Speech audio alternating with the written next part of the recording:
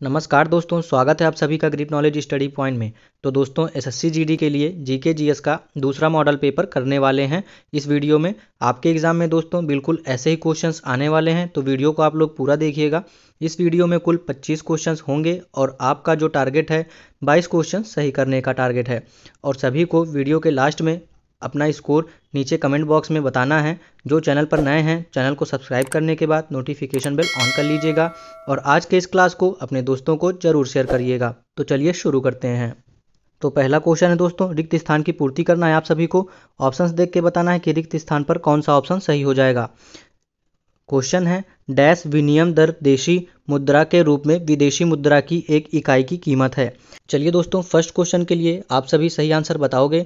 हर question के लिए आप सभी को 5 सेकंड का टाइम दिया जाएगा, तो हर क्वेश्चन का आप सीक्वेंस में आंसर करिएगा। चलिए दोस्तों, फर्स्ट क्वेश्चन का आंसर करिए। राइट आंसर हो जाएगा दोस्तों ऑप्शन बी, सांकेतिक विनिमय दर देशी मुद्रा के रूप में विदेशी मुद्रा की एक इकाई की कीमत है। चलिए दोस्तों, देखते हैं अगला क्वेश्चन। क्वेश्चन नंबर 2 है दोस्तों, रिक्त स्थान की पूर्ति करना है दोस्तों। आप सभी को बताना है कि रिक्त स्थान पर कौन सा ऑप्शन सही होगा। एक आगत डैश का प्रति इकाई आगत में परिवर्तन के कारण जो निर्गत में परिवर्तन होता है, जब सभी अन्य आगत स्थिर रखे गए हों, तो क्या कहा जाता है। चलिए दोस्तों, क्वेश्चन नंबर 2 का आंसर करिएगा आप सभी। राइट आंसर हो जाएगा दोस्तों ऑप्शन ए, सीमांत उत्पाद। याद रखना आप सभी को, एक आगत सीमांत उत्पाद का प्रति इकाई आगत में परिवर्तन के कारण जो निर्गत में परिवर्तन होता है, जब सभी अन्य आगत स्थिर रखे गए हों, कहा जाता है। चलिए दोस्तों, देखते हैं अगला क्वेश्चन।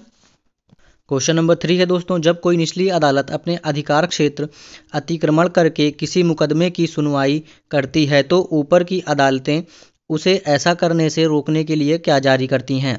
तो चलिए दोस्तों, क्वेश्चन नंबर 3 का आंसर बताइएगा आप सभी।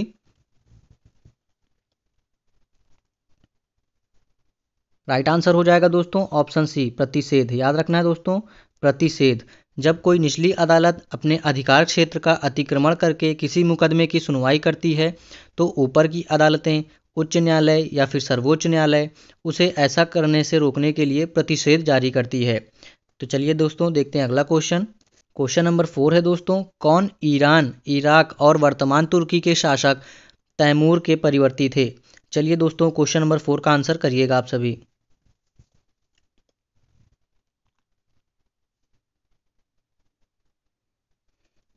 राइट आंसर हो जाएगा दोस्तों ऑप्शन सी, मुगल। याद रखना है, मुगल ईरान, इराक और वर्तमान तुर्की के शासक तैमूर के परवर्ती थे। याद रखना है आप सभी को, मुगल ईरान, इराक और वर्तमान तुर्की के शासक तैमूर के परवर्ती थे। चलिए दोस्तों, देखते हैं अगला क्वेश्चन। क्वेश्चन नंबर 5 है दोस्तों, रिक्त स्थान की पूर्ति करना है। आप सभी को ऑप्शन देख के बताना है कि रिक्त स्थान पर कौन सा ऑप्शन सही होगा।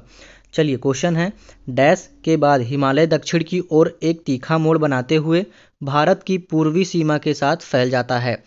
तो चलिए दोस्तों, क्वेश्चन नंबर 5 का आंसर करिएगा। राइट आंसर हो जाएगा दोस्तों ऑप्शन बी, दिहांग महाखंड। याद रखना है, दिहांग महाखंड के बाद हिमालय दक्षिण की ओर एक तीखा मोड़ बनाते हुए भारत की पूर्वी सीमा के साथ फैल जाता है। चलिए दोस्तों, देखते हैं अगला क्वेश्चन।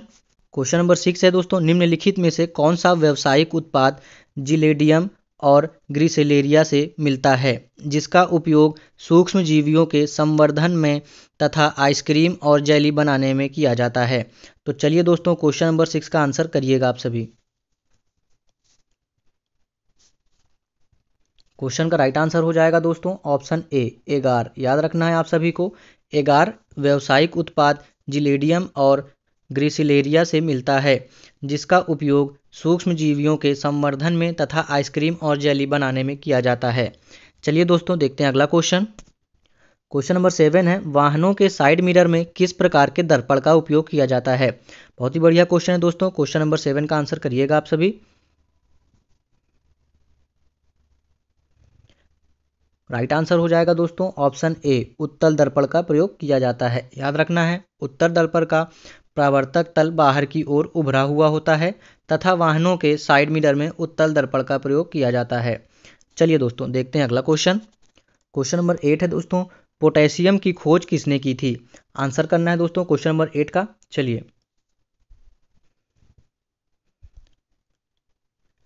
राइट आंसर हो जाएगा दोस्तों ऑप्शन ए, हम्फ्री डेवी ने पोटेशियम की खोज की थी। याद रखना है आप सभी को, हम्फ्री डेवी ने पोटेशियम की खोज की थी। चलिए देखते हैं अगला क्वेश्चन। क्वेश्चन नंबर 9 है दोस्तों, बेटिंग और जुआ भारत के संविधान की 7वीं सूची में दी गई किस सूची में सूचीबद्ध है? चलिए क्वेश्चन नंबर 9 का आंसर करिएगा दोस्तों।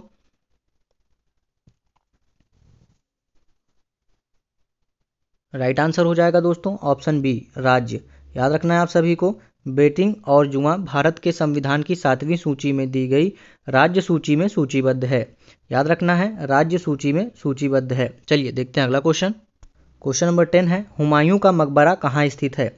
चलिए आंसर करना है दोस्तों, हुमायूं का मकबरा कहाँ स्थित है? राइट आंसर हो जाएगा नई दिल्ली। याद रखना है, हुमायूं का मकबरा नई दिल्ली में स्थित है। चलिए दोस्तों देखते हैं अगला क्वेश्चन।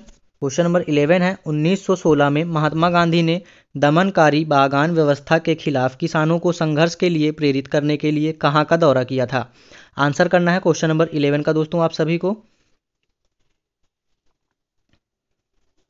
राइट आंसर हो जाएगा दोस्तों ऑप्शन डी, चौरी चौरा। याद रखना है आप सभी को, 1916 में महात्मा गांधी ने दमनकारी बागान व्यवस्था के खिलाफ किसानों को संघर्ष के लिए प्रेरित करने के लिए चौरी चौरा का दौरा किया था। चलिए देखते हैं अगला क्वेश्चन। क्वेश्चन नंबर 12 है दोस्तों, कौन सा देश दक्षिण एशियाई मुक्त व्यापार क्षेत्र का हिस्सा नहीं है? आंसर करना है दोस्तों आप सभी को क्वेश्चन नंबर 12 का। राइट आंसर हो जाएगा दोस्तों ऑप्शन ए, चीन। याद रखना है, चीन दक्षिण एशियाई मुक्त व्यापार क्षेत्र का हिस्सा नहीं है। चलिए देखते हैं अगला क्वेश्चन। क्वेश्चन नंबर 13 है, मोनोमर कैपोलैक्टम का किस बहुलक को प्राप्त करने के लिए बहुलीकरण किया जाता है? आंसर करना है दोस्तों क्वेश्चन नंबर 13 का आप सभी को। राइट आंसर हो जाएगा दोस्तों ऑप्शन सी।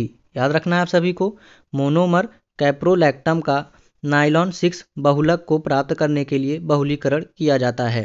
चलिए देखते हैं अगला क्वेश्चन। क्वेश्चन नंबर 14 है, शक्ति की भौतिक मात्रा की विमा क्या है?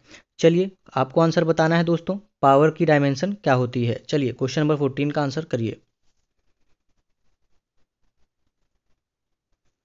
राइट आंसर हो जाएगा दोस्तों ml2t-3। याद रखना है, ऑप्शन बी आपका अभी का राइट हो जाएगा। चलिए देखते हैं अगला क्वेश्चन। क्वेश्चन नंबर 15 है दोस्तों, CaSO4 2H2O किसका रासायनिक सूत्र है? आंसर करना है दोस्तों आप सभी को क्वेश्चन नंबर 15 का।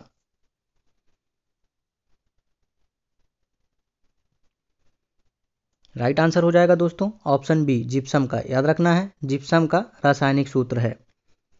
चलिए देखते हैं अगला क्वेश्चन। क्वेश्चन नंबर 16 है दोस्तों, माघ मेला किस दिन से शुरू होता है? चलिए क्वेश्चन नंबर 16 का आंसर करिएगा आप सभी। याद रखना है दोस्तों, ऑप्शन ए क्वेश्चन का राइट आंसर हो जाएगा, मकर संक्रांति। हिंदू पंचांग के अनुसार 14 या 15 जनवरी को मकर संक्रांति के दिन माघ महीने में यह मेला आयोजित किया जाता है। माघ मेला हिंदुओं का सर्वाधिक प्रिय धार्मिक और सांस्कृतिक मेला है। चलिए देखते हैं अगला क्वेश्चन। क्वेश्चन नंबर 17 है दोस्तों, अमीर खुसरो द्वारा रचित कविता छाप तिलक सब छीनी किस भाषा में है? चलिए क्वेश्चन नंबर 17 का आंसर करिएगा दोस्तों आप सभी। राइट आंसर हो जाएगा दोस्तों ऑप्शन सी, ब्रिजभाषा। याद रखना है आप सभी को, अमीर खुसरो द्वारा रचित कविता छाप तिलक सब छीनी ब्रजभाषा में लिखी गई है। आप सभी को याद रखना है दोस्तों, अमीर खुसरो का जन्म पटियाली कासगंज में हुआ था। अमीर खुसरो प्रथम मुस्लिम थे जिन्होंने हिंदी शब्दों का खुलकर प्रयोग किया था। इन्हें खड़ी बोली का आविष्कारक भी माना जाता है और इन्हें तूतिया हिंद के नाम से जाना जाता है और इनकी कविता छाप तिलक सब छीनी ब्रजभाषा में रचित है। चलिए देखते हैं अगला क्वेश्चन। क्वेश्चन नंबर 18 है दोस्तों, जीएसटी में निम्नलिखित में से किस कर राज्य कर को शामिल किया गया था? चलिए क्वेश्चन नंबर 18 का आंसर करिएगा आप सभी दोस्तों। राइट आंसर हो जाएगा दोस्तों ऑप्शन ए, चुंगी को। याद रखना है, जीएसटी में निम्नलिखित में से राज्य कर चुंगी को शामिल किया गया था। चलिए देखते हैं अगला क्वेश्चन। क्वेश्चन नंबर 19 है, नियॉन लैंप का आविष्कार किसके द्वारा किया गया था? चलिए क्वेश्चन नंबर 19 का आंसर करना है दोस्तों।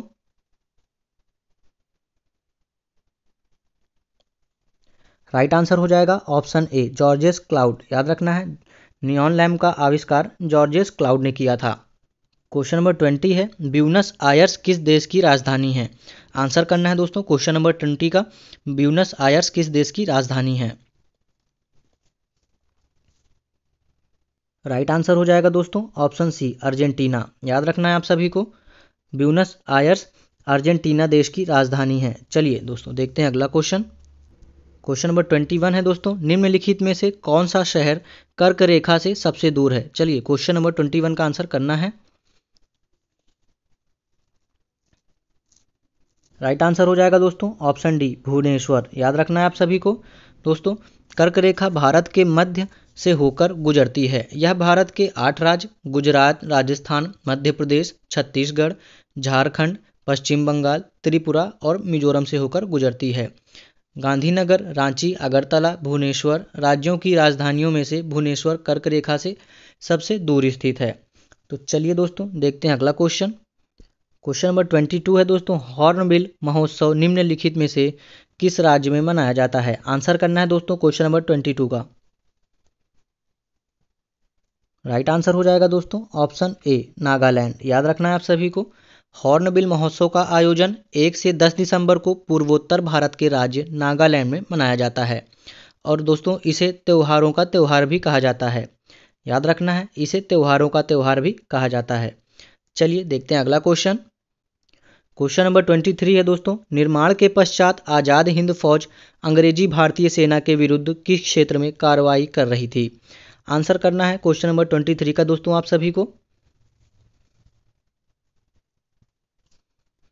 राइट आंसर हो जाएगा दोस्तों इम्फाल कोहिमा। याद रखना आप सभी को, इम्फाल कोहिमा राज्य के निर्माण के पश्चात आज़ाद हिंद फौज अंग्रेजी भारतीय सेना के विरुद्ध कार्रवाई कर रही थी। चलिए देखते हैं अगला क्वेश्चन। क्वेश्चन नंबर 24 है दोस्तों, कहाँ की राइसटेक कंपनी ने 1900 के दशक में बासमती चावल पर एकाधिकार प्राप्त करने का प्रयास किया था। क्वेश्चन नंबर 24 का आंसर करना है दोस्तों आप सभी को। राइट आंसर हो जाएगा दोस्तों ऑप्शन सी, संयुक्त राज्य अमेरिका। संयुक्त राज्य अमेरिका की राइसटेक कंपनी ने 1900 के दशक में बासमती चावल पर एकाधिकार प्राप्त करने का प्रयास किया था। चलिए देखते हैं अगला क्वेश्चन। क्वेश्चन नंबर 25 है दोस्तों, भारत का मूल रूप संविधान किसके द्वारा हाथ से लिखा गया था। चलिए क्वेश्चन नंबर 25 का आंसर करिएगा दोस्तों आप सभी, ऑप्शन से आपके सामने देखकर क्वेश्चन नंबर 25 का आंसर करिएगा। राइट आंसर हो जाएगा दोस्तों ऑप्शन सी, प्रेम बिहारी नारायण रायजादा। याद रखना है, भारत का मूल संविधान प्रेम बिहारी नारायण रायजादा ने अपने हाथ से लिखा था। आप सभी को याद रखना है दोस्तों, संविधान निर्माण के लिए संविधान सभा का गठन 9 दिसंबर 1946 को किया गया था और संविधान निर्माण में 2 वर्ष 11 महीने तथा 18 दिन का समय लगा था और संविधान 26 जनवरी 1950 को लागू हुआ था। तो दोस्तों आज की इस वीडियो में कुल 25 क्वेश्चंस कवर किए हैं मैंने जीके जीएस का, जो कि इंपॉर्टेंट और सिलेक्टेड क्वेश्चंस थे। आज का यह वीडियो कैसा लगा आप सभी नीचे कमेंट बॉक्स में ज़रूर बताइएगा। अगर आज का यह वीडियो आपको हेल्पफुल लगा हो तो अपने दोस्तों को ज़रूर शेयर कर दीजिएगा। और इस चैनल पर नए हैं तो चैनल को सब्सक्राइब करने के बाद नोटिफिकेशन बेल ऑन कर लीजिएगा, ताकि जब भी क्लास हो नोटिफिकेशन आपको प्राप्त हो सके। धन्यवाद।